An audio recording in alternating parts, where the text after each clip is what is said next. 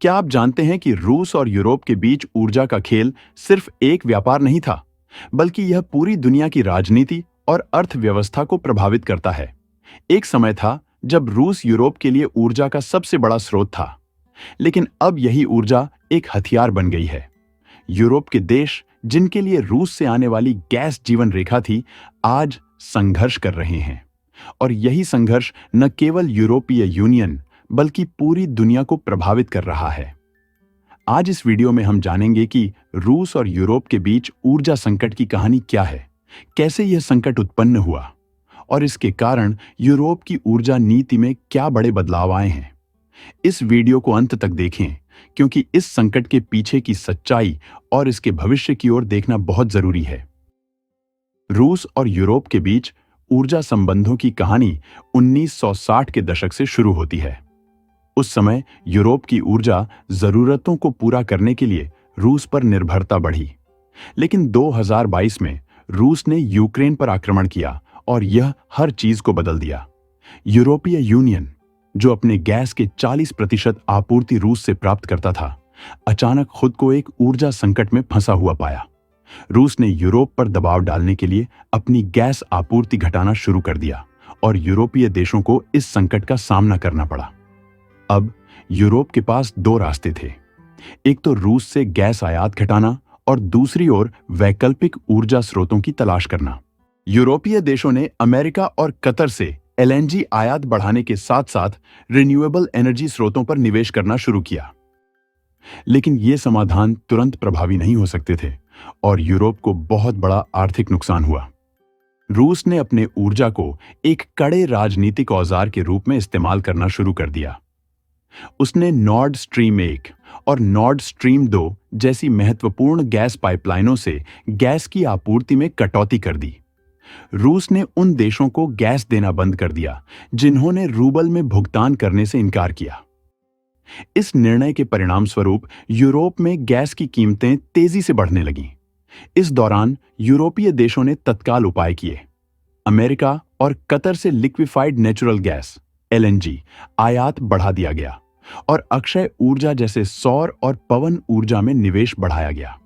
इसके साथ ही यूरोपीय यूनियन ने अपनी ऊर्जा नीति में बदलाव किया ताकि वे रूस पर अपनी निर्भरता को कम कर सकें। लेकिन इन कदमों से यूरोप में ऊर्जा संकट हल नहीं हो पाया। यूरोप और रूस के बीच ऊर्जा संबंध एक लंबी और जटिल यात्रा रही है।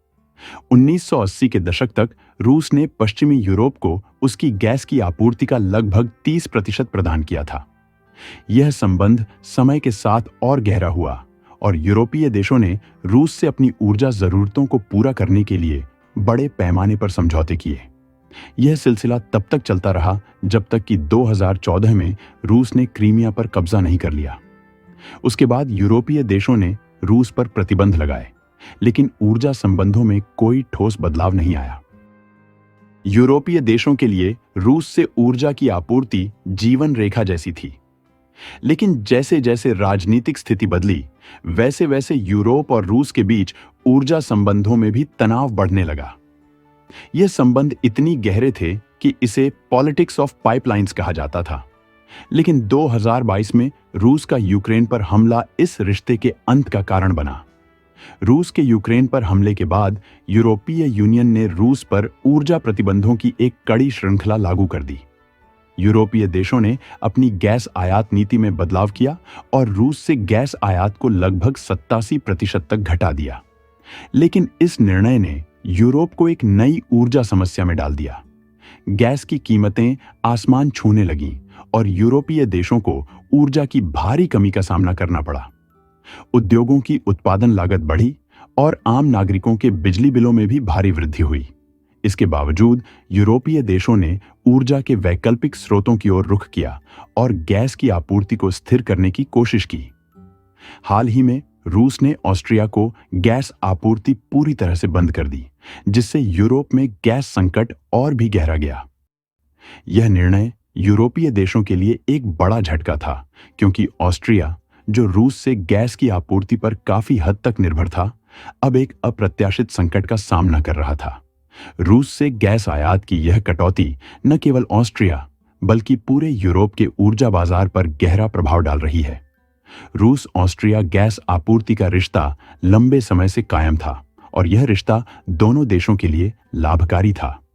रूस के लिए यह एक स्थिर बाजार था, जबकि ऑस्ट्रिया के लिए यह ऊर्जा की आवश्यक आपूर्ति का मुख्य स्रोत था।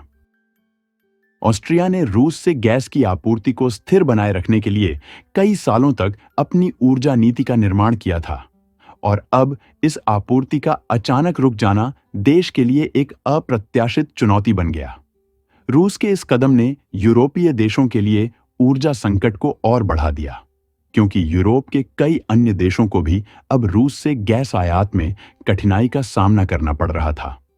यूरोपीय संघ की प्रमुख अर्थव्यवस्थाएं जैसे जर्मनी, फ्रांस और इटली भी रूस से गैस आयात करने पर निर्भर थीं और ऑस्ट्रिया की स्थिति ने पूरे क्षेत्र में असुरक्षा का माहौल बना दिया।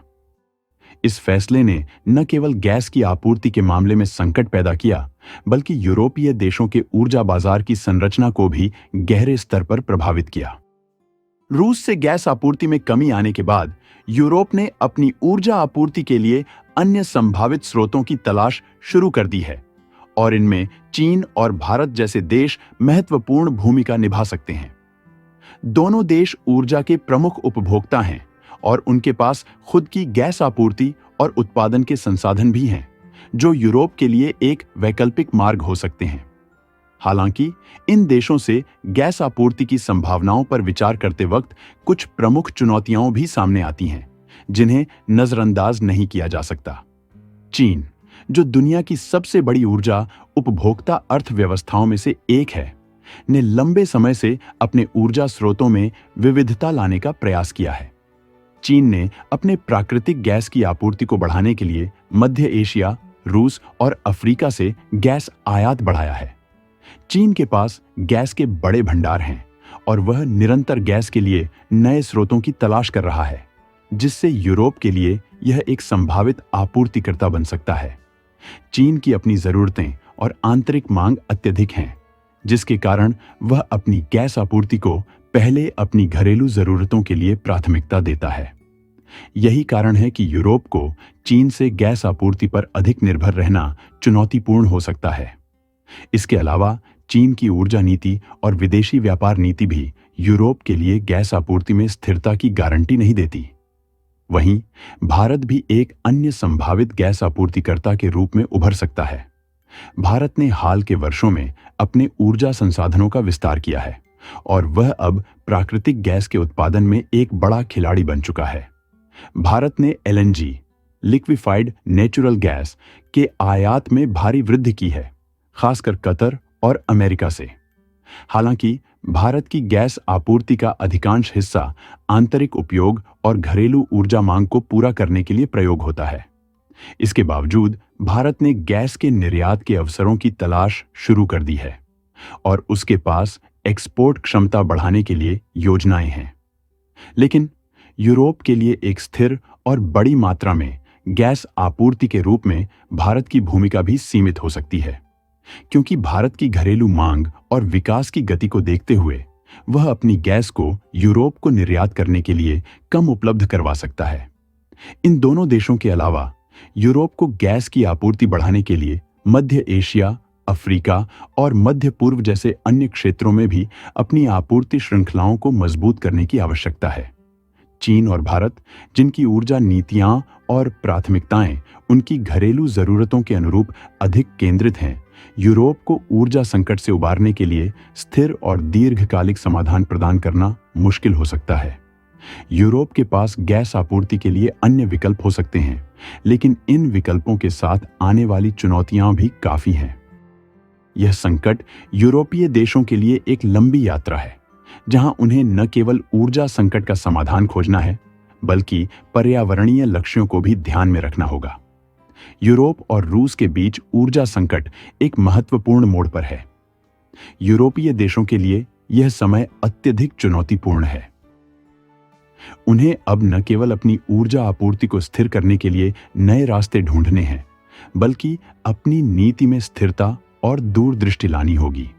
रूस के साथ ऊर्जा संबंधों का यह अंत यूरोप के लिए एक नई शुरुआत हो सकता है, जहां वे आत्मनिर्भर बनने की ओर बढ़ सकते हैं। अगर आपको यह जानकारी महत्वपूर्ण लगी हो तो लाइक और सब्सक्राइब जरूर करें ताकि आप हमारे आने वाले सभी अपडेट्स से जुड़े रहें। धन्यवाद।